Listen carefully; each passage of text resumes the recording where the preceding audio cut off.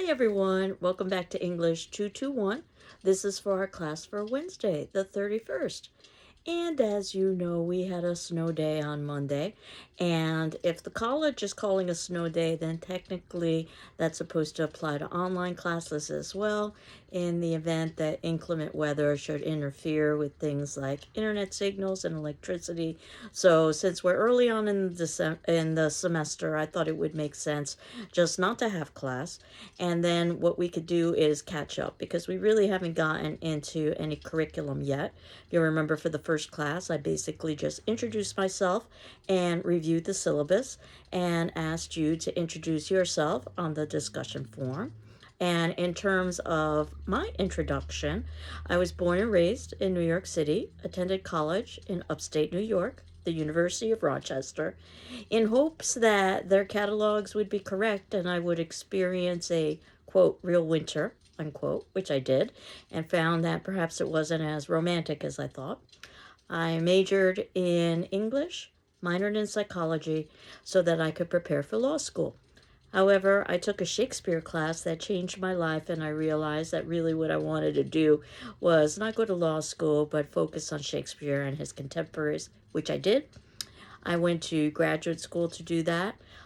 This time, not in a cold climate, in a warm climate, Southern California to be exact, UCLA. When I finished up my graduate degree, I began teaching and realized that I missed winter after all and decided to apply to anything on the East Coast. As far as I was concerned, anything on the East Coast would be home. And then, of course, there was a position opening at a Greenfield Community College that I had never heard of before that ultimately became my place of employment. And I remember quite clearly being told by the interview committee that the winters here in Massachusetts are, quote, not that bad, unquote, which might be true in 2024, but it wasn't when I started in 1993. And the 93-94 winter was one of the worst winters in Massachusetts history. Let's just say I was completely unprepared. But I've been here at GCC ever since, mostly teaching English classes, but also teaching classes in public speaking, in interpersonal communication skills, in film, including horror film. So I do a little bit of everything. So in terms of the snow day, I don't want you to panic if we ever have a snow day, and that ultimately that would mean the class would be canceled and we would just pick up next class. We will finish by the ending of the semester, however, everything that I have assigned on our course outline. So I encourage you to keep up with the readings, even though we might fall behind. And the good news is that I hadn't assigned any reading for the first couple classes because I view this as introduction. So I'm going to combine some of what I would have done last class and then some of what I had planned to do this class. And I'll continue to do that until we are caught up with our course outline.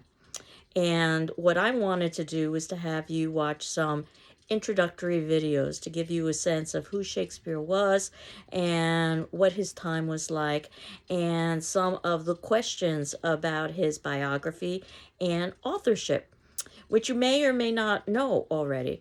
And if you can look at the notes below, and you can see that I've got information always beneath the class videos. I have a video by A&E Biography. It came out in 1997, so it's a little bit dated, 45 minutes long, that talks a little bit about Shakespeare's biography. And then I've got another video, this one just 5 minutes long. This one came out in 2018, entitled, Was William Shakespeare Real? And then the last video, this is a TED Ed talk, and that's 4 minutes, that came out in 2015. Did Shakespeare write his plays? So all three of these videos will give you a sense a little bit about some of the questions surrounding Shakespeare and his biography and authorship. What we'll do next class is we will talk a little bit about Shakespeare's theaters, we'll talk a little bit about Shakespeare's text and language, and then we'll begin the sonnets. So I recommend, as I said, to keep up with the syllabus, and you'll see that I have 6 sonnets assigned for us to talk about, and that's over the course of 2 classes.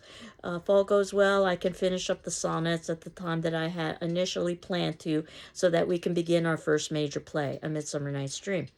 And as I had discussed last class, that I hope, even though we've got multiple classes devoted to each of these texts, that by the time we begin discussing one of the texts, you have finished reading it in its entirety.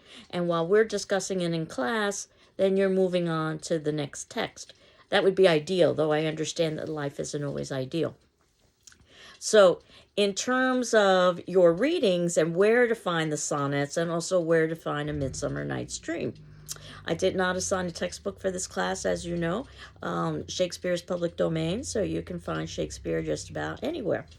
And I am a fan of the text Riverside Shakespeare. I believe the GCC library, or I'm sorry, the GCC bookstore might have a copy or two used. Unfortunately, it's no longer in print. It has all of Shakespeare's plays, and it has all of his sonnets, as well as all kinds of extra introduction. So it's really a wonderful text. But if you didn't want to buy that particular text, and if you wanted to buy the individual plays, then I recommend publishers, and this is under the 5th section of the notes below, such as Pelican or Signet. And they come out with wonderful versions of pieces of literature with really good footnotes. And as we'll talk about next class with Shakespeare, that's really key that you've got good footnotes, because sometimes you need to have some of the language defined in contemporary ways. If you prefer electronic resources, the best of the best is the Shakespeare Folger site. That is considered to be basically the pinnacle of Shakespearean studies in the United States, the Folger Library, the Shakespearean Folger Library in Washington, D.C. And you can see in the notes below under link is that I've supplied the link. You can find all of the plays and all of the sonnets. You do have to pay to get versions with footnotes, unfortunately, but you can get the plays and the sonnets in their entirety for free. So those are some of the options that you have in terms of reading Shakespeare. And the piece that I had skipped from the notes was about plagiarism that I wanted to very briefly talk about. That was the piece of the syllabus that I didn't talk about last class. And it was a fairly straightforward thing where I've got a short blurb on the syllabus talking about that plagiarism as defined by the Modern Language Association. So I was very clear to reference my initial source as using somebody's language or ideas without acknowledging the source. And I use things like quotation marks and also parentheses and page number within parentheses to make sure that I was documenting correctly. And the idea behind plagiarism is that it's comparable to theft. The distinction being, rather than taking a physical thing, what you're taking is someone's intellectual property. But it's a rather serious offense on the collegiate level. You could, if you got off easy, fail an assignment, but if you didn't get off easy, you could be expelled with the notation on your transcript that you plagiarized. And then I would tell two little stories about plagiarism. One that occurred to me early on in my career, pre-internet days. I'll give you an idea how long ago that was, where I'm reading a paper and something sounds familiar. I can't go to the internet to try to verify, and as many sources as exist to help students plagiarize, there are an equal number of sources probably to help teachers determine if students are plagiarizing. But nevertheless, I couldn't rely on the internet, nor did I need to, because I very quickly realized that the reason why what I was reading sounded familiar was because it was from our very own class textbook that I had assigned, that they had literally lifted passages. With a few mechanical mistakes here and there, I don't know if they were just copy and transcribing, or if they were trying to mislead me somehow, if there were a few errors in there. The better story happened around the same time period, not to me, but it appeared in all the academic newspapers. Yes, indeed, there are academic newspapers. And it occurred to a middle-aged professor, and that part is important.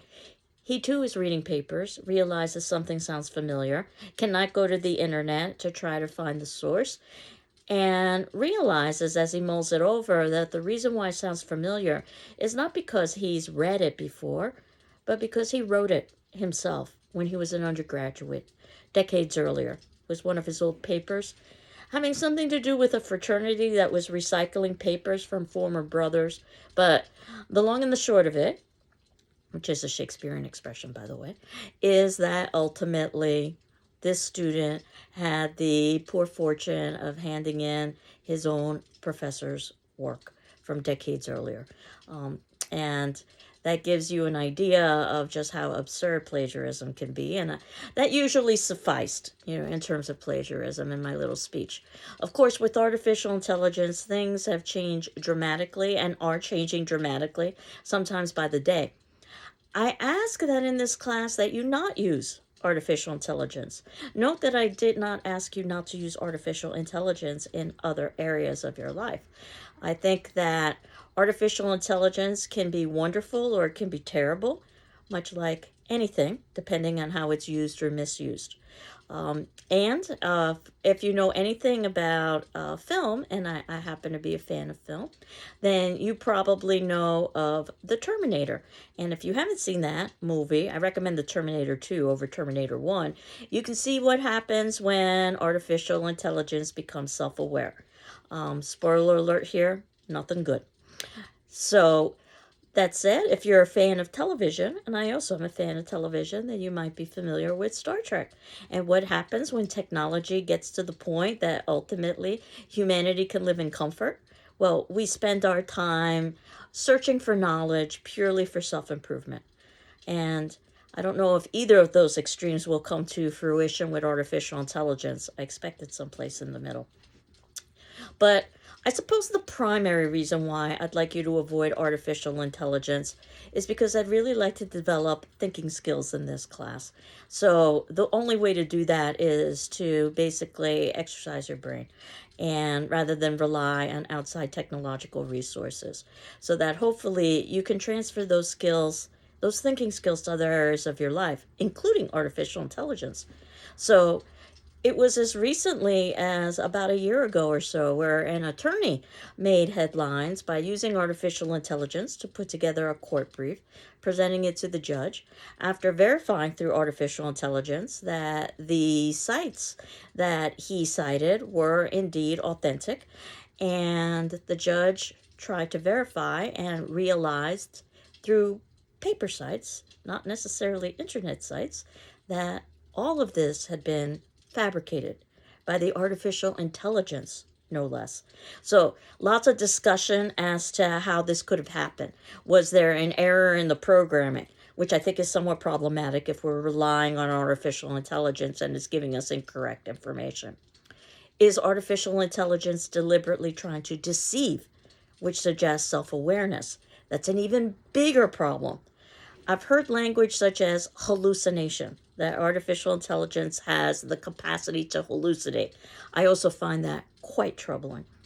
So when you put all of these things together, that we can't necessarily rely on the information that we get from artificial intelligence. The fact that artificial intelligence doesn't really encourage us to utilize thinking skills. When you think about the fact that artificial intelligence is so new that we really don't understand the kinds of impacts it'll have in our society. Just think about the economic impacts that we're used to change over a series of months, years, decades. These changes through artificial intelligence are occurring over weeks, days, sometimes hours. So if you put all of that together, I suggest that it might be best not to rely too heavily on artificial intelligence at this point in your life. And especially in this class, I've designed it in such a way so that perhaps the major temptation is eliminated for trying to use artificial intelligence or to plagiarize. These people are concerned about their grades. I'm well aware of that. But keep in mind that a component of your grade is determined through classroom discussion forum responses. Basically, it's attendance. That's a good portion of your grade right there. It's just answering those questions. You're not being evaluated on whether or not the answers are right or wrong. And you'll see very soon that the questions I ask on the discussion forum are oftentimes opinion based. I'm really more interested in reasoning than I am in factual data. And your first paper is one in which you can rewrite for a higher grade. Now, over the next couple classes, we'll start talking about writing papers and how to go about doing so. Your second paper is due at the ending of the semester, unlike the first paper, which is due by the midpoint of the semester, though I encourage early papers. So you probably won't have time to rewrite your second paper, but if you could get it in, we could get it in early enough, we could negotiate about the possibility of revision. But my hope is that the first paper is a learning exercise so that for the second paper, you wouldn't need to rewrite it. And the final examination is open book, open notes. It is not a test of memorization. It's a test of being able to synthesize everything that we've been talking about. So if you watch the class videos, and you do need to watch the class videos because this would be basically the information that I would be sharing with you in class. And if you read the discussion forum responses from yourself and your classmates, and my responses in turn, so as you saw with the first question about your introduction, I responded to you, and I will throughout the semester, you'll get a good sense of what the class discussion was. And if you've got the class discussion and you've got the videos, then ultimately you've got preparation for the final examination. All you need to do is to actually read and watch the plays, because we will be watching performances as well. So that's my little speech about plagiarism, and I will leave you to watch the A&E biography, approximately 45 minutes, about William Shakespeare, the 5-minute video with the question of was Shakespeare real, the 4-minute video, did Shakespeare write his plays, and our discussion forum question, which will be due in 48 hours if you are watching this video on Tuesday, or I'm sorry, on Wednesday, I should say. I'm recording this on Tuesday. I try to record a little bit earlier, but if you're watching this on Wednesday, the 31st, you'll see that you've got 48 hours to respond to your discussion forum question. So that will be due by February 2nd, Friday. If you need additional time, please ask me for an extension. I'll be happy to grant it to you. And the question is indeed opinion-based. Do you think, after watching all of those videos, that Shakespeare was the author of the works attributed to him? Why or why not? So, and you don't need to start a new thread when you are responding. You can all answer on the same thread.